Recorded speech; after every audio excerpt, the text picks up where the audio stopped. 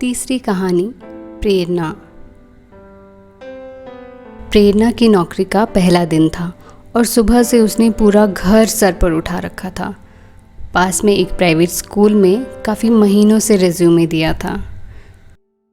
अब finally joining हो गई थी। पहली नौकरी की बात ही कुछ और होती है। मम्मी पापा चिल्ला चिल्ला कर यहाँ से वहाँ दौड़ रही थी। फिर मम्मी के पास जाकर बोली, क्या यार मम्मी, सुन तो लिया करो, नौकरी का पहला दिन है, समझ आता है, लेकिन सुबह सुबह इतनी ज़ोर से कौन चिल्लाता है, पापा किताब पढ़ रहे हैं। मम्मी प्रेरणा से थोड़ा गुस्से से बोली, अरे मम्मी मुझे कैब से नहीं जाना है, आपके ऑफिस के रास्ते में ही स्कूल है, तो प्लीज़ आप ड्रॉप कर देना। शाम को बोलना भूल गई थी, इसलिए आँख खुलते ही याद आया तो बताने आ गई। आप गुस्सा ना हो, छोड़ दोगे ना। प्रेरणा मम्मी से ओके सुनकर अपने कमरे में चली गई। अपनी अलमारी खोलकर अपने कपड़ों को गौर से देखकर खुद से बोली, बेटा प्रेरणा, अब स्कूल डेली कुर्ते पहनने की आदत डाल ले। काश अपनी मर्ज़ी से कुछ भी पहन सकती। और फिर झट से स्कूल के लिए तैयार हो गई। प्रेरणा अपने मम्मी पापा की इकलौती लाडली थी। मम्मी पापा दोनों सरकारी जॉब में और प्रेरणा बचपन से एक स्कॉलर लड़की। वो आसपास के लोगों के लिए सचमुच की प्रेरणा थी और अपने मम्मी पापा का गुरूर। प्रेरणा बहुत खुश थी कि वो अब एक तरह से खुद के पैरों पर खड़ी हो गई थी। जॉब का पहला दिन तीनों के लिए खुशी का दिन था। अब रोज़ मम्मी स्कूल ड्रॉप करके आती और शाम को पापा पिक कर लेते। एक दिन शाम को थकी हारी प्रेरणा पापा के साथ घर आई, अपना बैग साथ रखे टेबल पर रख दिया और फिर सोफे पर लेट गई और मम्मी से बोली, मम्मी पता है मुझे आज समझ आया कि टीचर्स हमसे इतना दुखी क्यों होते थे स्कूल में, कितना शोर करते हैं बच्चे, उफ़। प्रेरणा की माँ हंसते हुए बोली, लेकिन बेटा अगर बच्चे शोर या शरारत नहीं करेंगे तो फिर कौन करेगा। पापा प्रेरणा की ओर देखते हुए बोले, बात तो सही है, और तीनों जमकर हंसे। प्रेरणा बहुत एम्बिशियस थी, दिन भर स्कूल में जॉब करती और शाम को आकर सरकारी स्कूल के लिए कंपटीशन की तैयारी करती। प्रेरणा जितनी मेहनती और जिंदा दिल थी, उसे पार्टनर भी वैसा ही मिला था। अखिल इंजीनियर था और पिछले 3-4 सालों से वो एक दूसरे को जानते थे। 6 महीने बाद दोनों की शादी थी और दोनों घरों में शादी की तैयारियां शुरू हो चुकी थी। प्रेरणा के मम्मी पापा अखिल और प्रेरणा के लिए बहुत खुश थे। बस कभी कभी प्रेरणा के पापा चिंता जाहिर करते हुए कहते, शादी से पहले ही जॉब ढूंढ लेना स्कूल में। प्रेरणा पापा को हर बार ये विश्वास दिलाती कि वो ऐसा ही करेगी और फिर कहती, पापा आपकी बेटी हूँ, कुछ तो कर ही लूँगी, जब तक कमीशन नहीं निकल जाए आप मेरी चिंता मत करना। प्रेरणा के पापा को अपनी बेटी पर पूरा भरोसा था कि उनकी बेटी अपने पैरों पर खड़ी होगी। वो हमेशा से उसे एक आत्मनिर्भर लड़की बनाना चाहते थे। उन्हें पता था कि लाइफ में अपने पैरों पर खड़ा होना कितना ज़रूरी है। शादी की शॉपिंग और तैयारियों में 6 महीने कब निकल गए पता ही नहीं चला। स्कूल के साथ साथ शॉपिंग और अपने एग्ज़ाम की तैयारी में प्रेरणा की लाइफ बिजी थी। शादी अच्छे से हुई, जिसमें बहुत ख़ास लोगों को बुलाया गया था। उसके बाद प्रेरणा अखिल के साथ जॉब छोड़कर उसके शहर शिफ्ट हो गई। शुरू के कुछ दिन घर और शहर से दोस्ती करने में बीत गए। सेटल हो जाने के बाद अब प्रेरणा ने जॉब ढूंढना शुरू किया था। एक दिन प्रेरणा को बालकनी में उदास देखकर अखिल ने कहा, अगर जॉब को लेकर परेशान हो तो इसकी बिल्कुल चिंता मत करो, मुझे लगता है तुम्हें अपने कमीशन की प्रिपरेशन कंटिन्यू करनी चाहिए, टाइम भी बचेगा और तैयारी भी हो जाएगी। मुझे पता है तुम जल्दी टीचर बनने वाली हो। अच्छा, तुम मेरे टीचर बनने को लेकर इतने कॉन्फिडेंट हो? प्रेरणा ने हंसते हुए पूछा। मैं ही नहीं, सभी लोग जो तुम्हें जानते हैं सभी यही कहते हैं, अखिल मुस्कुराते हुए बोला। ये समय बहुत मुश्किल होता है जब आप बहुत कुछ करना चाहते हैं लेकिन कुछ हो नहीं पाता। ऐसे समय में जब अपने हौसला देते हैं तो लगता है कि शायद हमने ज़िंदगी में सबसे अच्छे रिश्ते पा लिए हों। प्रेरणा की तैयारियां शुरू हो गई थी और अखिल एक अच्छे दोस्त की तरह उसे हमेशा मोटिवेट करता। 1 साल कैसे बीत गया पता ही नहीं चला। इस बीच सबसे अच्छी बात ये हुई कि प्रेरणा की तैयारियों के साथ साथ ही कमीशन का पेपर भी हो गया, जिसका इंतज़ार प्रेरणा 1 साल से कर रही थी। एग्ज़ाम के 1 हफ्ते बाद ही अखिल और प्रेरणा को एक और खुशखबरी मिली थी। वो दोनों पेरेंट्स बनने वाले थे। दोनों परिवार इस बात से बहुत खुश थे। अखिल रोज़ कोशिश करता कि जल्दी आकर पार्क में प्रेरणा के साथ शाम को वॉक करने जाए। एक दिन सुबह सुबह जल्दी नहा धोकर अखिल ऑफिस जाने के लिए रेडी था। आज मैं थोड़ा लेट हो जाऊंगा, एक मीटिंग के लिए थोड़ा शहर से बाहर जाना है। शाम को तुम मम्मी के साथ वॉक पे निकल जाना, कहते हुए अखिल अपना बैग कंधे पर टांग कर ऑफिस चला गया। प्रेरणा अखबार पढ़ते हुए अखिल को गुड डे कहकर फिर से अखबार पढ़ने में बिजी हो गई। सुबह से दिन और दिन से शाम हो गई। अब प्रेरणा की आंखें अखिल का इंतज़ार कर रही थी। अखिल का फ़ोन भी नहीं लग रहा था। लगभग 9 बजे के आसपास अखिल के पापा का फ़ोन बजता है और हड़बड़ाते हुए अखिल की मम्मी को उन्होंने आवाज़ लगाई। अखिल के मम्मी पापा आंखों से आंसू पोंछते हुए प्रेरणा के सामने आए, लेकिन कुछ कह न सके।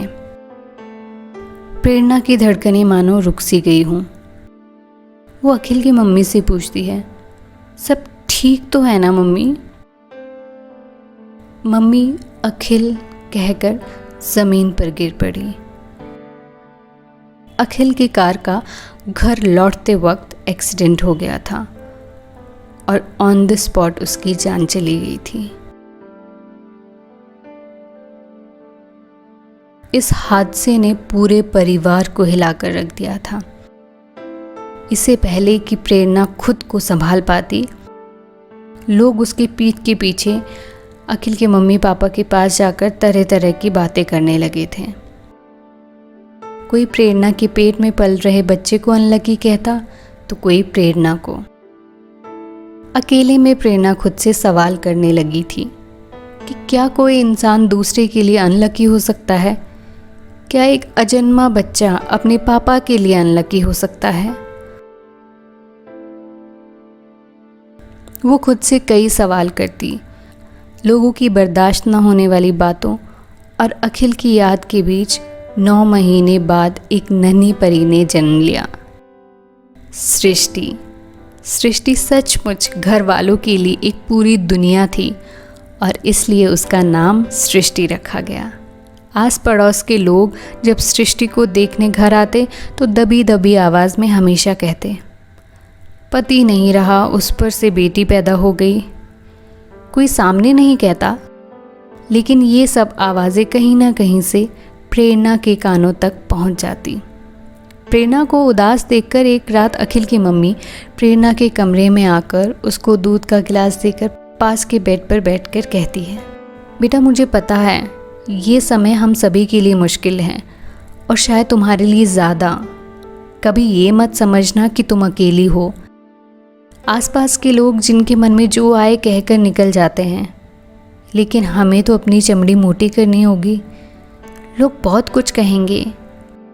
कभी ये मत सोचना कि मैं और तुम्हारे पापा अखिल के चले जाने के लिए तुम्हें या सृष्टि को ब्लेम करेंगे। कभी नहीं। अखिल की ज़िंदगी शायद इतनी ही थी।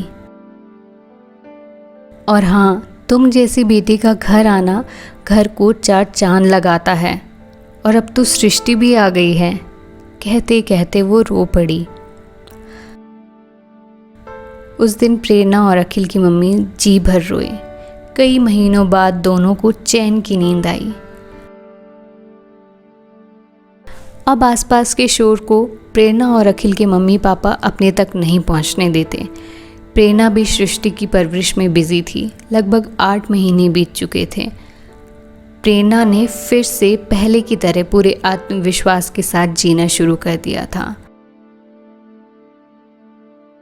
अब प्रेरणा पहली जैसी आज़ाद महत्वाकांक्षी प्रेरणा से फिर से मिलने लगी थी।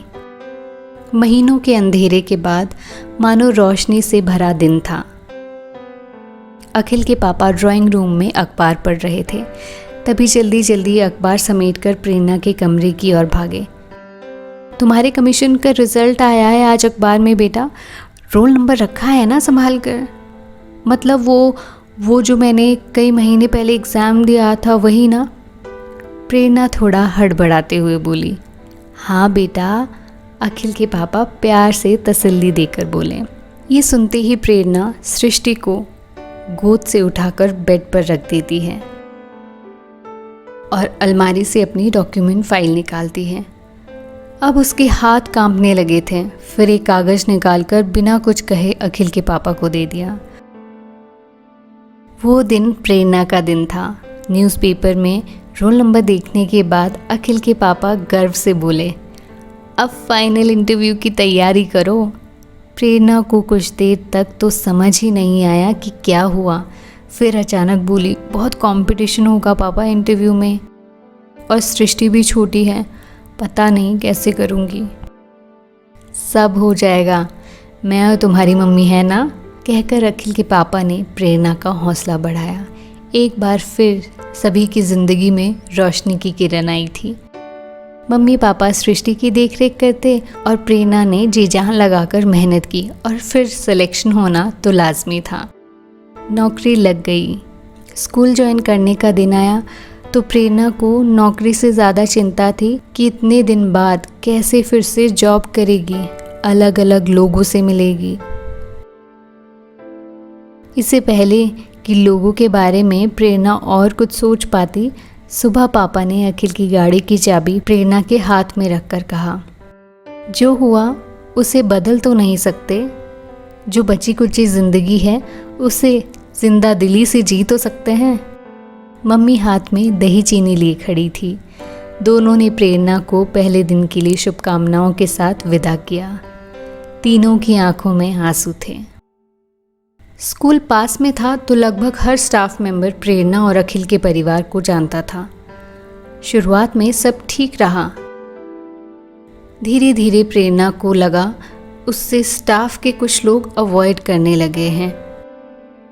उसके स्टाफ रूम से निकलते ही ठहाकों की आवाज़ें आती, लेकिन उसके जाते ही सब चुप हो जाते।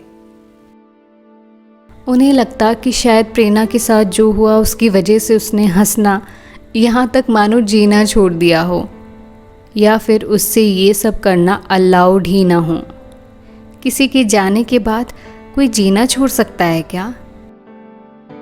हाँ, खुद को संभालने में वक्त लगा प्रेरणा को, लेकिन उसकी अपनी पहचान आज भी थी। एक मेहनती लड़की और एक अच्छी टीचर जिसे बच्चे प्यार करते थे, और इसका सबूत उन्हें एनुअल डे के सेलिब्रेशन वाले दिन मिला। प्रेरणा की क्लास पूरे स्कूल में हर काम में आगे रहने के लिए फेमस थी। एनुअल डे पर प्रेरणा की क्लास को काफ़ी सारी गतिविधियों में शामिल किया गया था। इस खास दिन पर प्रेरणा अखिल की गिफ्टेड डार्क पिंक कलर की साड़ी मैचिंग ईयरिंग पहन कर आई थी। हॉल में उसकी क्लास का स्किट शुरू होने वाला था। प्रेरणा को अपनी क्लास का हौसला बढ़ाने के लिए वहाँ होना था। तभी स्टाफ रूम में केमिस्ट्री की टीचर मिस राधिका आहूजा ने प्रेरणा से रुकने के लिए कहा। प्रेरणा को याद नहीं था कि पिछले कुछ महीनों में कब उसने लास्ट टाइम हेलो के अलावा कुछ बात की होगी राधिका से। उसका सारा ध्यान किसी तरह अपने बच्चों का हौसला बढ़ाने में था। राधिका थोड़ी धीमी आवाज़ में बोली, जो स्टाफ रूम में हर कोई सुन पा रहा था, बुरा मत मानना, बड़े होने के नाते कह रही हूँ, लेकिन ये चमकीले गाढ़े रंग तुम्हें नहीं पहनने चाहिए। आज काफ़ी बच्चों के पेरेंट्स भी आए होंगे। ये सब अच्छा नहीं लगता। लोग बहुत गलत मतलब निकालेंगे। मैं तुम्हारे परिवार को अच्छे से जानती हूँ, इसलिए सोचा पहले बात कर लूँ। प्रेरणा को अब उसके स्टाफ रूम में जाते ही ठहाके चुप होने और बाकी लोगों की दूरी समझ आने लगी। प्रेरणा ने खुद को संभालते हुए कहा, मैम, मैं आपके कंसर्न और प्यार को समझ तो सकती हूँ, लेकिन आपकी बातें मुझे सच में कंफ्यूज कर रही हैं। अगर आप शुभचिंतक हैं तो आपको इस बात के लिए बढ़ावा देना चाहिए कि मैं और मेरा परिवार खुश है। आपको अंदाज़ा भी नहीं होगा, लेकिन 1 साल तक अखिल का नाम तक लेना मेरे लिए मुश्किल था। मैंने और परिवार के हर मेंबर ने खुद को कैसे संभाला है, ये हमारे सिवा कोई नहीं जान सकता। वो दिन जो अंधेरे से भरे थे, उसमें कैसे हमने एक दूसरे का हौसला बढ़ाया है, ये शायद कोई समझ भी ना पाए। और अब आपने रंगों की बात शुरू कर ही दी है तो मैं पूरी कर दूं। अलग अलग रंग अखिल को पसंद थे। ये साड़ी भी अखिल लेकर आए थे। अखिल नहीं है तो क्या मैं वो रंग भी पहनना छोड़ दूं? शायद आप ना समझ पाएं, लेकिन अपनों के चले जाने के बाद ज़िंदगी वैसे ही बेरंग हो जाती है। और अगर हमारा समाज हमसे बाकी बचे कुचे रंग भी छीन ले तो सोचिए कैसी होगी हमारी ज़िंदगी। हर जगह सवाल, हर नज़र में शक और नफ़रत। अगर आप जैसे पढ़े लिखे लोग इस सोच को नहीं बदलेंगे तो क्या हमारे बाद आने वाली पीढ़ियाँ ज़िंदगी और इसके रंगों को एंजॉय कर पाएगी? जो हुआ उसे बदल तो नहीं सकते। जो ज़िंदगी बची है उसे गले लगाकर खुल के जी तो सकते हैं। और अखिल भी तो यही चाहते थे। और हाँ, सदियों से चले आ रहे इन बंधनों को तोड़ना होगा, नहीं तो इसमें हमारी बेटियों का भी दम घुटेगा। न मुझे, न आपको, न यहाँ बैठे किसी भी व्यक्ति को ये बर्दाश्त होगा कि कल कोई हमारे बच्चों से उनके प्रियजनों के चले जाने के बाद रंग और खुशी छीने। दुआ तो यही रहेगी कि उनको ये सब ना देखना पड़े, और कोशिश भी यही है। कांपते होठों और हाथों से ही सही, प्रेरणा को जो कहना था कह दिया। प्रेरणा जानती थी कि वो किसी की सोच तो नहीं बदल सकती, लेकिन अपनी आवाज़ बुलंद कर खुद के लिए और सृष्टि के लिए प्रेरणा बन सकती है। अब स्टाफ रूम में सन्नाटा था। पास खड़ी एक टीचर ने अपनी पानी की बोतल प्रेरणा की ओर बढ़ाते हुए कहा, पानी। प्रेरणा ने पानी पिया और थैंक यू बोलकर वो अपने स्टूडेंट्स का हौसला बढ़ाने हॉल में चली गई।